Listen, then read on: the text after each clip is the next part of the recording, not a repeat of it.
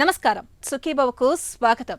ఈరోజు సుఖీభవలో పసిబిడ్డకు ఓ పాల బ్యాంక్, గుండె గుట్టు విప్పే యాంజియోగ్రామ్, మహిళల్లో స్థూలకాయానికి ఇవి కూడా కారణాలే, కలుషిత గాలితో శ్వాస కష్టాలు, ఇంకా హెల్త్ టిప్. పాప ఏడిస్తే తల్లి పాలు పడుతుంది.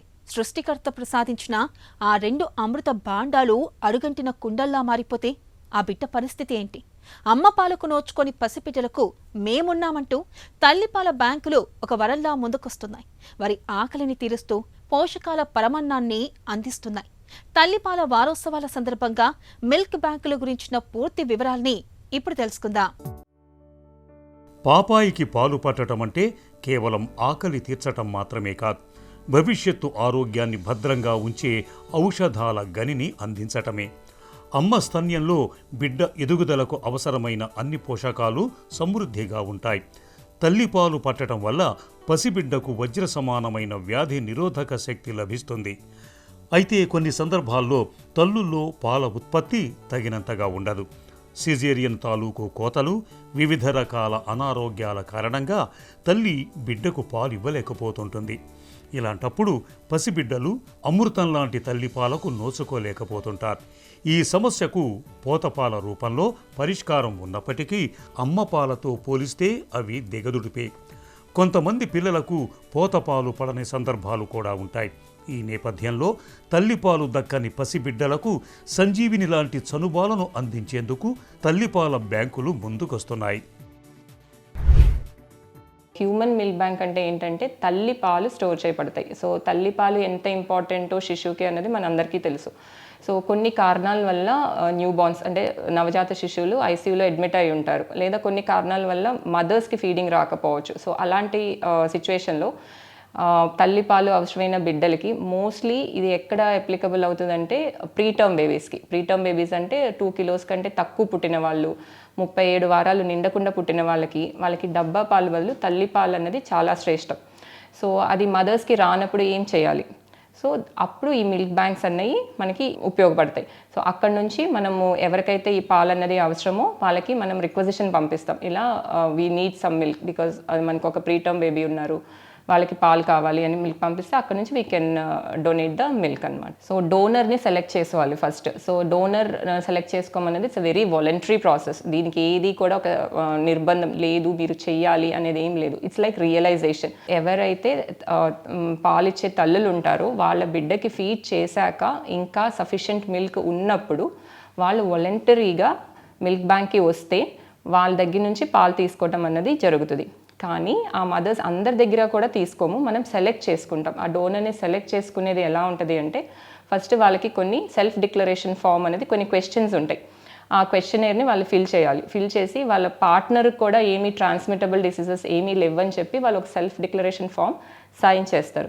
సైన్ చేశాక కొన్ని బ్లడ్ టెస్టులు చేస్తామన్నమాట ఆ మదర్కి. ఇంపార్టెంట్ బ్లడ్ టెస్టులు ఏంటంటే ఏ డిసీజెస్ అయితే మిల్క్ ద్వారా ట్రాన్స్మిట్ అవుతాయో ఆ డిసీజెస్ని స్క్రీన్ చేస్తాం. స్క్రీన్ చేసి అవేమీ లేదు నెగిటివ్ అని వచ్చాక మనం ఆ మదర్ని ఫిట్ యాజ్ ఎ డోనర్ అని చెప్పి లేబుల్ చేస్తాం. అండ్ సైమల్టేనియస్లీ మదర్ని ఎగ్జామిన్ కూడా చేస్తాం. సో ఎగ్జామిన్ చేసి when we label her to be fit as a donor అనమాట. ఇది పీడియాట్రిషియన్ చేయొచ్చు, లేదా ఆబ్స్టెట్రిషియన్ గైనకాలజిస్ట్ చేయొచ్చు, లేదా లాక్టేషన్ కౌన్సిలర్ చేయొచ్చు. అండ్ ఫస్ట్ ఆఫ్ ఆల్ ఆ మదర్కి పాలు ఇవ్వటం వల్ల ఉన్న ఇంపార్టెన్స్ ఏంటి, వాళ్ళు ఎంత మంచి చేస్తున్నారు అన్నది కూడా ఆ మదర్కి అంతా కూడా మనం ఇన్ఫర్మేషన్ బుక్లెట్ ఒకటి ఇస్తాం. సో వాళ్ళ లోకల్ లాంగ్వేజ్లో, అంటే మన దగ్గర అంటే తెలుగులో బుక్లెట్ ఉంటుంది. సో ఆ బుక్లెట్ వాళ్ళకి చెప్పి వాళ్ళు దాని ఇంపార్టెన్స్ అది అర్థం అయ్యాక వాళ్ళకి మనం టెస్ట్లు అది చేసి వాళ్ళని మనం డోనర్గా లేబుల్ చేస్తాం. తల్లిపాలు పిల్లలకు జీవశక్తి. పుట్టిన వెంటనే పసిబిడ్డకు తల్లిపాలు నోటికి అందితే ప్రాణం పుంజుకుంటుంది.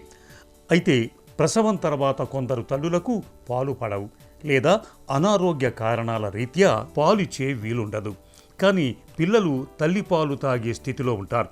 ఇలాంటి వారి కోసం తల్లిపాల బ్యాంకులు కీలకంగా మారాయి. మన దేశంలో మొదటిసారిగా ముంబైలోని సియోన్ హాస్పిటల్లో హ్యూమన్ మిల్క్ బ్యాంకును 1989లో ప్రారంభించారు. ఇది ఆసియాలో మొట్టమొదటి బ్రెస్ట్ మిల్క్ బ్యాంక్.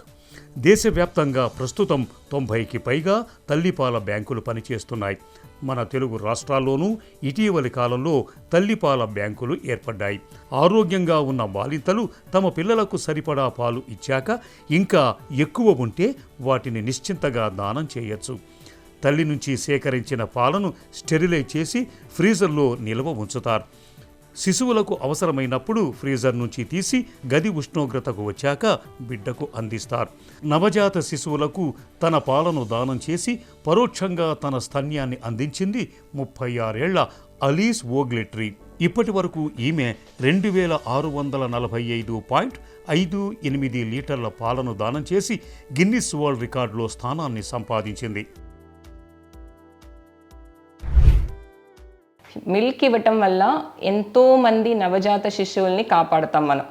సో ఆ అవేర్నెస్ రావాలి. లాక్టేటింగ్ అంటే యూజువల్లీ ఏమనుకుంటామంటే నా బిడ్డకి సరిపోవాలి కదా, నేను డొనేట్ చేసేస్తే ఎట్లా, మరి నా బిడ్డకి సరిపోవు కదా అన్నది ఒకటి ఉంటుంది అందరి మదర్స్లో. బట్ ఓకే, మీ బిడ్డకి ఇచ్చాకే ఇన్నఫ్ అండ్ మోర్ మిల్క్ ఉంటాయి. సో ఆ మిల్క్నే and common physiology is like that.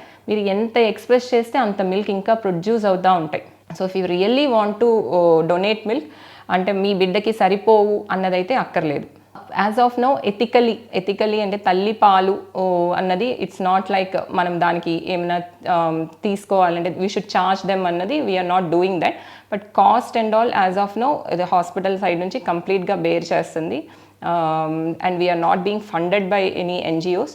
Obviously అంటే ఇన్ ఫ్యూచర్లో ఎవరన్నా if we can accumulate some funds for all these cultures definitely that would be helpful. So ఇంకోటి ఏంటంటే చాలాసార్లు ఏం చూస్తాము అంటే మనము every one is busy in their own jobs. So most of the lactating mothers are already వాళ్ళు తిరిగి జాబ్కి వెళ్ళిపోవాలి. లెస్ దాన్ 1 month 2 months వాళ్ళకి వెళ్ళి again they have to join back. So అని చెప్పేసి వాళ్ళు బ్రెస్ట్ ఫీడింగ్ ఆపాల్సిన అవసరం లేదు. So they can express there milk, they can store that in the milk bank and then they can use it. So అది milk bank దగ్గరలో లేకపోతే ఏంటి పరిస్థితి అంటే you can express that milk, store in your refrigerator. మీరు జాబ్కి వెళ్ళినప్పుడు you can ask అమ్మమ్మ కానీ నాయనమ్మ కానీ ఎవరైతే ఉంటారో బేబీ పక్కన వాళ్ళని ఆ మిల్క్ బేబీకి ఇవ్వమని చెప్పొచ్చు. అంతేగాని మీరు జాబ్కి వెళ్ళాలని చెప్పేసి త్వరగానే 3 నెలలకే 4 నెలలకే పాలు మాన్పించేసేసి డబ్బా పాలు ఇవ్వాల్సినంత అవసరం అయితే లేదు. సో మినిమం టు 6 months ఎట్టి పరిస్థితుల్లోనూ మినిమం ఆఫ్ 6 months బిడ్డకి తల్లిపాలు ఇవ్వటానికి ట్రై చేయండి. తల్లిపాలే బిడ్డలకు అమృతం, ఆరోగ్యాన్ని ప్రసాదించే ప్రకృతి అద్భుతం. తొలిసారి చనుబాలు పట్టించే సమయంలో ఆ తల్లి బిడ్డలు పొందే మధురానుభూతిలో జీవితకాలపు ఆరోగ్యం ఇమిడి ఉంటుంది. అయితే అందరూ తల్లులకు ఆ అదృష్టం ఉండకపోవచ్చు. కొందరిలో చనుబాల ఉత్పత్తి తక్కువగా ఉండొచ్చు, మరికొందరు అనారోగ్యాల వల్ల పాలు పట్టించలేకపోవచ్చు. మరి అలాంటి అత్యవసర సమయాల్లో బ్లడ్ బ్యాంకు లాగే పనిచేసే స్వచ్ఛమైన చనుబాల బ్యాంకులు ఇవాళ మనకు అందుబాటులో ఉన్నాయి. ఆరోగ్యవంతులైన తల్లులు ఎవరైనా పాలను దానం చేయవచ్చు. పుట్టగానే తల్లిని కోల్పోయిన పిల్లలు, కావాలనే తల్లి వదిలేసిన శిశువులకు ఆహార కొరత లేకుండా చేస్తాయి ఈ తల్లిపాల బ్యాంకులు. బిడ్డకు జన్మనిచ్చాక తల్లి అనారోగ్యంతో బాధపడుతూ పాలు పట్టించలేని స్థితిలో ఈ బ్యాంకులు అత్యుత్తమ సేవలందిస్తాయి. తల్లిలో పాల ఉత్పత్తి తగు మోతాదులో లేనప్పుడు, పిల్లలు పుట్టగానే దత్తత తీసుకున్న సమయంలో ఈ తల్లిపాల బ్యాంకులు పసిబిడ్డ ఆకలిని ఇట్టే తీర్చగలవనటంలో ఎలాంటి సందేహం అక్కర్లేదు. ప్రాణాల్ని ప్రమాదంలోకి నెట్టే గుండెపోటు అనేది నిజానికి ఉన్నట్టుండి విరుచుకుపడే విపత్తేం కాదు. రక్తనాళాల్లో పూడికలు పేరుకుపోవడానికి చాలా కాలమే పడుతుంది. ఈ మధ్యకాలంలో తరచూ ECG, ఎకో, ట్రెడ్మిల్, యాంజియోగ్రామ్ వంటి పరీక్షల్ని చేయించుకుంటూ ఉంటే రక్తనాళాల్లో పూడికల్ని మనం తొలి దశలోనే గుర్తించవచ్చు. గుండె ఆరోగ్యాన్ని పట్టి చెప్పే పరీక్షల్లో యాంజియోగ్రామ్ని గోల్డెన్ టెస్ట్గా పేర్కొంటారు డాక్టర్లు. గుండె ఆరోగ్యానికి భరోసానిచ్చే యాంజియోగ్రామ్ పరీక్ష గురించిన పూర్తి వివరాల్ని ఇప్పుడు తెలుసుకుందాం.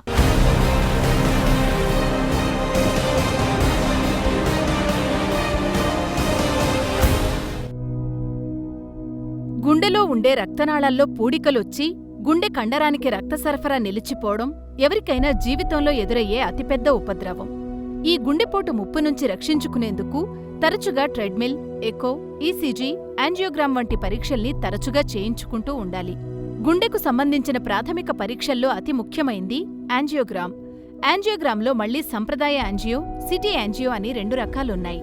యాంజియోగ్రామ్లో పేషెంట్ని క్యాథ్‌ల్యాబ్‌కు తీసుకువెళ్లి కాలి దగ్గర లేదా మణికట్టు దగ్గర ఉండే రక్తనాళం ద్వారా గుండెలోని కరోనరీ ధమనుల్లోకి సన్నటి గొట్టం పంపి దాని ద్వారా అయోడిన్ రంగుద్రావం విడుదల చేస్తూ అదే సమయంలో వరుసగా ఎక్స్రేలు తీస్తూ రక్తనాళం లోపల ప్రవాహం ఎలా ఉంది, అవరోధాలు పూడికలున్నాయా అన్నది గుర్తిస్తారు. ఇక సిటీ యాంజియోగ్రామ్ పరీక్షలో అయోడిన్ రంగు పదార్థాన్ని ఇంజెక్షన్ చేసి కొద్ది నిమిషాల తర్వాత గుండెకు సిటీ స్కాన్ చేస్తారు. పరీక్ష 2 నిమిషాల్లో పూర్తయిపోతుంది. ఆస్పత్రిలో చేరటం వంటి బాదరబందీలేమీ ఉండవు. ఇప్పుడిప్పుడే ఏర్పడుతున్న పూడికలను కూడా సిటీ యాంజియోగ్రామ్ సాయంతో ఖచ్చితంగా గుర్తించవచ్చు.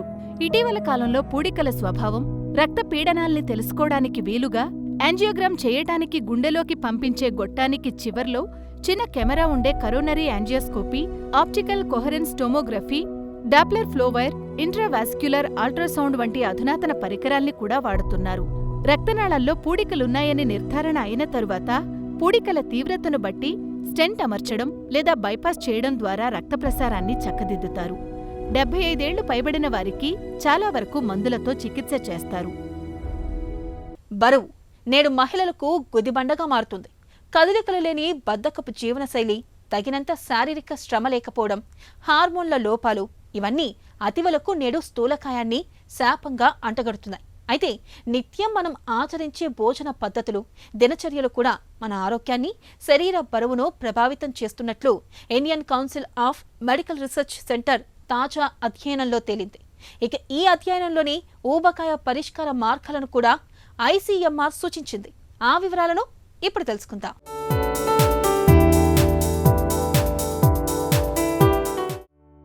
సాధారణంగా మన ఇళ్లలో ఇంటి మొత్తానికి కలిపి వంట చేస్తారు. కుటుంబ సభ్యుల్లో ఎవరికి వారికంటూ ప్రత్యేకమైన వంట నియమాలేవీ ఉండవు. ఇక పోషకాల అవసరం ఆధారంగా వంటలు వండే విధానాలు అంతకంటే ఉండవు. ప్రధానంగా అన్నం, నూనెలో వేయించిన వేపుళ్ళు, కూరలు, తీపి పదార్థాలతోనే మన భోజనం పూర్తవుతూ ఉంటుంది. ఇలా అందరికీ ఒకే భోజనం అలవాటు వల్ల కుటుంబ సభ్యుల్లో ఎవరికి వారికి వాళ్ల వయసుకు, శారీరక శ్రమలకు అవసరమైన పోషకాలు అందకపోవచ్చు. ప్రత్యేకించి మహిళలు కుటుంబంలో ఎక్కువ పోషకలోపానికి లోనవుతూ ఉంటారు. కుటుంబం తిన్న తర్వాత భోంచేసే అలవాటుతో పోషకాల లోపానికి గురయ్యే ఇలాంటి మహిళలతో పాటు దేన్ని మిగల్చకూడదనే ఉద్దేశంతో మిగిలినవన్నీ తినేయటం వల్ల తేలికగా ఊబకాయం బారిన పడే మహిళలు ఉంటారు. కలిసి పంచుకునే భోజన అలవాట్లతో స్థూలకాయం, హై బీపీ, మధుమేహం, గుండె జబ్బులతో పాటు పునరుత్పత్తి సమస్యలను కూడా కలిసి పంచుకునే ముప్పు పొంచి ఉంటుందంటున్నారు వైద్యులు. తెలియకుండానే పోషక లోపాలతో కూడిన అనారోగ్యకరమైన ఆహారపు అలవాట్లను, ఎక్కువ సమయాల పాటు కదలకుండా కూర్చునే బద్ధకపు జీవన విధానాన్ని దంపతులు కలిసి పంచుకుంటూ ఉంటారు. దాంతో జీవనశైలి సంబంధిత రుగ్మతలు ఇద్దరినీ ఏకకాలంలో వెంటాడుతూ ఉంటాయి. నిజానికి ఆరోగ్యకరమైన వంటకాలను వండుకోవడం శ్రమతో కూడుకున్న వ్యవహారం కానే కాదు. భార్యలు తామొక్కరే వంటగదిలో శ్రమపడుతున్నట్టు చెబుతూ ఉంటారే తప్ప వంట పనిలో భర్త, పిల్లల సహాయాన్ని తీసుకోవడానికి మాత్రం ముందుకు రారు. వంట తన సొత్తే అన్నట్టు, వంటగది తన సామ్రాజ్యం అన్నట్టు వ్యవహరించకుండా వంట పనిలో పిల్లల, భర్త సహాయం తీసుకోగలిగితే ఆ పని తేలికవడంతో పాటు పోషక ప్రాధాన్యతలతో వంటలను వండుకునే వెసులుబాటు చిక్కుతుంది. అలాగే దంపతులిద్దరూ భోజనాలను వండుకుంటున్న విధానం మీద కూడా దృష్టి పెట్టాలి. తోచింది వండుకుని తినేయడం కాకుండా, అదనపు క్యాలరీలు దరిచేరకుండా, తక్కువ నూనెతో పోషకాలు నష్టపోకుండా వండుకునే విధానాలను నేర్చుకోవాలి. తక్కువ క్యాలరీలను అందించే ప్రత్యామ్నాయాలను ఎంచుకోవాలి. అన్నం బదులు మిల్లెట్స్ తినడం, వేపుళ్లకు బదులు ఆవిరి మీద మగ్గించిన కూరగాయ ముక్కలు తినడం లాంటి అలవాట్లు అలవర్చుకోవాలి. అలాగే పప్పు, కూరగాయలను విడిగా ఉడికించుకుని వారి వారి అవసరాలకు తగ్గట్టుగా కారం, ఉప్పు, నూనెలు జోడించుకోవచ్చు. ఆకుకూరలు, పులిసిన పదార్థాలు, స్థానిక ధాన్యాలతో కూడిన సంప్రదాయ వంటకాలకు పెద్దపీట వేయగలిగితే దంపతులిద్దరితో పాటు వారి పిల్లల ఆరోగ్యం కూడా భేషుగ్గా ఉంటుంది. అలాగే కుటుంబమంతా కలిసి బయటి ఆహారానికి బదులుగా ఇంటి భోజనానికే కట్టుబడి ఉండాలనే నియమాలు కూడా ఆచరించాలి. రాత్రివేళ ఆలస్యంగా భోజనం చేయడం, టీవీ ముందు కూర్చుని చిరుతిళ్లు తినడం లాంటి అలవాట్లకు స్వస్తి చెప్పాలి. అలాగే దైనందిన జీవితంలో వ్యాయామానికి తప్పనిసరిగా చోటు కల్పించాలి. ప్రాణాల్ని ప్రమాదంలోకి నెట్టే గుండెపోటు అనేది నిజానికి ఉన్నట్టుండి విరుచుకుపడే విపత్తేం కాదు. రక్తనాళాల్లో పూడికలు పేరుకుపోవడానికి చాలా కాలమే పడుతుంది. ఈ మధ్యకాలంలో తరచూ ECG, ఎకో, ట్రెడ్మిల్, యాంజియోగ్రామ్ వంటి పరీక్షల్ని చేయించుకుంటూ ఉంటే రక్తనాళాల్లో పూడికల్ని మనం తొలి దశలోనే గుర్తించవచ్చు. గుండె ఆరోగ్యాన్ని పట్టి చెప్పే పరీక్షల్లో యాంజియోగ్రామ్ని గోల్డెన్ టెస్ట్గా పేర్కొంటారు డాక్టర్లు. గుండె ఆరోగ్యానికి భరోసానిచ్చే యాంజియోగ్రామ్ పరీక్ష గురించిన పూర్తి వివరాల్ని ఇప్పుడు తెలుసుకుందాం.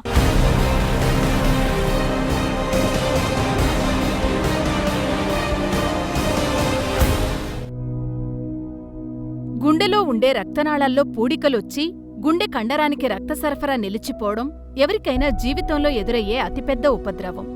ఈ గుండెపోటు ముప్పు నుంచి రక్షించుకునేందుకు తరచుగా ట్రెడ్మిల్, ఎకో, ఈసీజీ, యాంజియోగ్రామ్ వంటి పరీక్షల్ని తరచుగా చేయించుకుంటూ ఉండాలి. గుండెకు సంబంధించిన ప్రాథమిక పరీక్షల్లో అతి ముఖ్యమైంది యాంజియోగ్రామ్. యాంజియోగ్రామ్లో మళ్లీ సంప్రదాయ యాంజియో, సిటీ యాంజియో అని 2 రకాలున్నాయి. యాంజియోగ్రామ్లో పేషెంట్ని క్యాథ్‌ల్యాబ్‌కు తీసుకువెళ్లి కాలి దగ్గర లేదా మణికట్టు దగ్గర ఉండే రక్తనాళం ద్వారా గుండెలోని కరోనరీ ధమనుల్లోకి సన్నటి గొట్టం పంపి దాని ద్వారా అయోడిన్ రంగుద్రావం విడుదల చేస్తూ అదే సమయంలో వరుసగా ఎక్స్రేలు తీస్తూ రక్తనాళం లోపల ప్రవాహం ఎలా ఉంది, అవరోధాలు, పూడికలున్నాయా అన్నది గుర్తిస్తారు. ఇక సిటీ యాంజియోగ్రామ్ పరీక్షలో అయోడిన్ రంగు పదార్థాన్ని ఇంజెక్షన్ చేసి కొద్ది నిమిషాల తర్వాత గుండెకు సిటీ స్కాన్ చేస్తారు.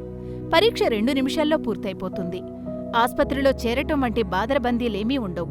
ఇప్పుడిప్పుడే ఏర్పడుతున్న పూడికలను కూడా సిటీ యాంజియోగ్రామ్ సాయంతో ఖచ్చితంగా గుర్తించవచ్చు.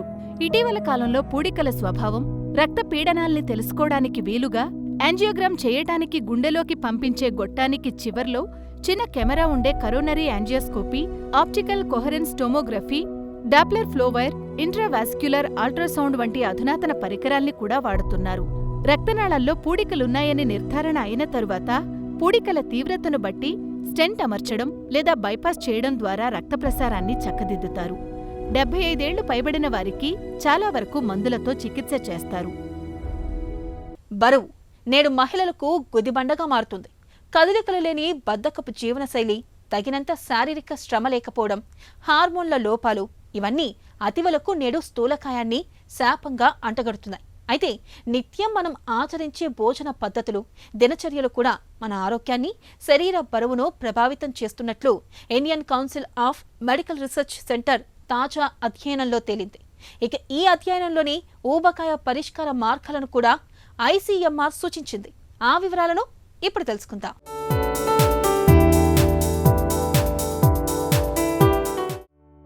సాధారణంగా మన ఇళ్లలో ఇంటి మొత్తానికి కలిపి వంట చేస్తారు. కుటుంబ సభ్యుల్లో ఎవరికి వారికంటూ ప్రత్యేకమైన వంట నియమాలేవీ ఉండవు. ఇక పోషకాల అవసరం ఆధారంగా వంటలు వండే విధానాలు అంతకంటే ఉండవు. ప్రధానంగా అన్నం, నూనెలో వేయించిన వేపుళ్ళు, కూరలు, తీపి పదార్థాలతోనే మన భోజనం పూర్తవుతూ ఉంటుంది. ఇలా అందరికీ ఒకే భోజనం అలవాటు వల్ల కుటుంబ సభ్యుల్లో ఎవరికి వారికి వాళ్ల వయసుకు, శారీరక శ్రమలకు అవసరమైన పోషకాలు అందకపోవచ్చు. ప్రత్యేకించి మహిళలు కుటుంబంలో ఎక్కువ పోషకలోపానికి లోనవుతూ ఉంటారు. కుటుంబం తిన్న తర్వాత భోంచేసే అలవాటుతో పోషకాల లోపానికి గురయ్యే ఇలాంటి మహిళలతో పాటు దేన్ని మిగల్చకూడదనే ఉద్దేశంతో మిగిలినవన్నీ తినేయటం వల్ల తేలికగా ఊబకాయం బారిన పడే మహిళలు ఉంటారు. కలిసి పంచుకునే భోజన అలవాట్లతో స్థూలకాయం, హైబీపీ, మధుమేహం, గుండె జబ్బులతో పాటు పునరుత్పత్తి సమస్యలను కూడా కలిసి పంచుకునే ముప్పు పొంచి ఉంటుందంటున్నారు వైద్యులు. తెలియకుండానే పోషక లోపాలతో కూడిన అనారోగ్యకరమైన ఆహారపు అలవాట్లను, ఎక్కువ సమయాల పాటు కదలకుండా కూర్చునే బద్ధకపు జీవన విధానాన్ని దంపతులు కలిసి పంచుకుంటూ ఉంటారు. దాంతో జీవనశైలి సంబంధిత రుగ్మతలు ఇద్దరినీ ఏకకాలంలో వెంటాడుతూ ఉంటాయి. నిజానికి ఆరోగ్యకరమైన వంటకాలను వండుకోవడం శ్రమతో కూడుకున్న వ్యవహారం కానే కాదు. భార్యలు తామొక్కరే వంటగదిలో శ్రమపడుతున్నట్టు చెబుతూ ఉంటారే తప్ప వంట పనిలో భర్త, పిల్లల సహాయాన్ని తీసుకోవడానికి మాత్రం ముందుకు రారు. వంట తన సొత్తే అన్నట్టు, వంటగది తన సామ్రాజ్యం అన్నట్టు వ్యవహరించకుండా వంట పనిలో పిల్లల, భర్త సహాయం తీసుకోగలిగితే ఆ పని తేలికవడంతో పాటు పోషక ప్రాధాన్యతలతో వంటలను వండుకునే వెసులుబాటు చిక్కుతుంది. అలాగే దంపతులిద్దరూ భోజనాలను వండుకుంటున్న విధానం మీద కూడా దృష్టి పెట్టాలి. తోచింది వండుకుని తినేయడం కాకుండా అదనపు క్యాలరీలు దరిచేరకుండా, తక్కువ నూనెతో పోషకాలు నష్టపోకుండా వండుకునే విధానాలను నేర్చుకోవాలి. తక్కువ క్యాలరీలను అందించే ప్రత్యామ్నాయాలను ఎంచుకోవాలి. అన్నం బదులు మిల్లెట్స్ తినడం, వేపుళ్లకు బదులు ఆవిరి మీద మగ్గించిన కూరగాయ ముక్కలు తినడం లాంటి అలవాట్లు అలవర్చుకోవాలి. అలాగే పప్పు, కూరగాయలను విడిగా ఉడికించుకుని వారి వారి అవసరాలకు తగ్గట్టుగా కారం, ఉప్పు, నూనెలు జోడించుకోవచ్చు.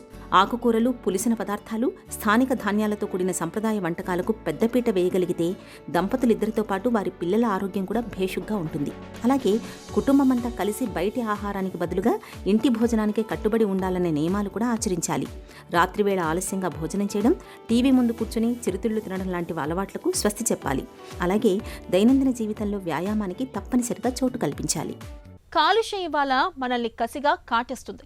ఓవైపు పరిశ్రమలు, మరోవైపు వాహనాలు వెదజల్లే అవశేషాలు. వీటికి తోడు అడ్డు ఆపు లేని మానవ చర్యల కారణంగా వాయు కాలుష్యం అంతకంతకు పెచ్చరిల్లుతుంది. గాలి కాలుష్యం అత్యధికంగా ఉన్న నగరాల్లో మన దేశానికి చెందిన 14 నగరాలు ఉన్నట్లు ప్రపంచ ఆరోగ్య సంస్థ పేర్కొంటుంది. ప్రపంచవ్యాప్తంగా 99% మంది ప్రజలు నేడు కలుషితమైన గాలినే పీలుస్తున్నారని అధ్యయనాల్లో వెల్లడైంది.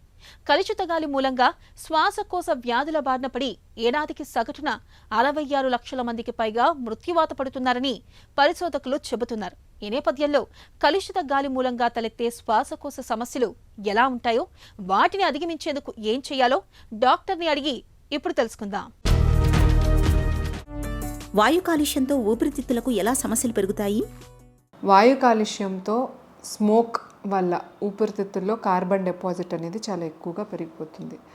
అదే కాకుండా స్మోకింగ్ కూడా వాయు కాలుష్యం అనే అనుకోవాలి. అది ఇండోర్ కూడా ఉండొచ్చు, అవుట్డోర్ కూడా ఉండొచ్చు. వెహికులర్ పొల్యూషన్ అనేది కూడా వాయు కాలుష్యం కిందే వస్తుంది. ఇది కాకుండా ఇండస్ట్రియల్ పొల్యూషన్ అంటే ఆక్యుపేషనల్ హెల్త్ మీద చాలా ఎక్కువ ఎఫెక్ట్ చూపిస్తుంది. ఇప్పుడు smoking, vehicular pollution, occupational health, industrial dust వల్ల ఇవి మూడు కూడా సిఓపిడి అనే వ్యాధి చాలా ఎక్కువగా దారితీస్తుంది అన్నమాట. ఇదే కాకుండా స్మోకింగ్ వల్ల చిన్నపిల్లల్లో ఆస్తమా అనేది చాలా ఎక్కువగా కనిపిస్తుంది ఈ మధ్యకాలంలో. సిఓపిడి అనే వ్యాధి 40 ఏళ్ల కంటే పైన ఉన్న వారికి అవుతుంది. 40 ఏళ్ల కంటే తక్కువ ఉన్న వాళ్ళలో ఆస్తమా సిఓపిడి ఓవర్లాప్ సిండ్రోమ్ అనేది పొల్యూషన్ వల్ల చాలా ఎక్కువగా కనిపిస్తుంది. ఈ పొల్యూషన్ ఇండోర్ కూడా ఉండొచ్చు, లేదంటే అవుట్డోర్ ఉండొచ్చు. ఇండోర్ ఉన్నప్పుడు మనకి ఇంట్లోపల ఉన్న పెస్టిసైడ్స్ అంటే mosquito repellents, paint smells, kerosene smell, gas, ఇవన్నీ కూడా ఇండోర్ ఎయిర్ పొల్యూషన్ కిందకు వస్తుంది. కాక్రోచెస్ ఏవైతే ఉంటాయో ఇంట్లో అవి కూడా ఎలర్జీ కాజ్ చేసి ఆస్తమా కిందకి దారితీయచ్చు. మన వాల్స్ మీద ఉన్న మాస్ అంటే ఫంగల్ ఇన్ఫెక్షన్స్, ఇది కూడా ఆస్తమా లాగానే కనిపిస్తుంది.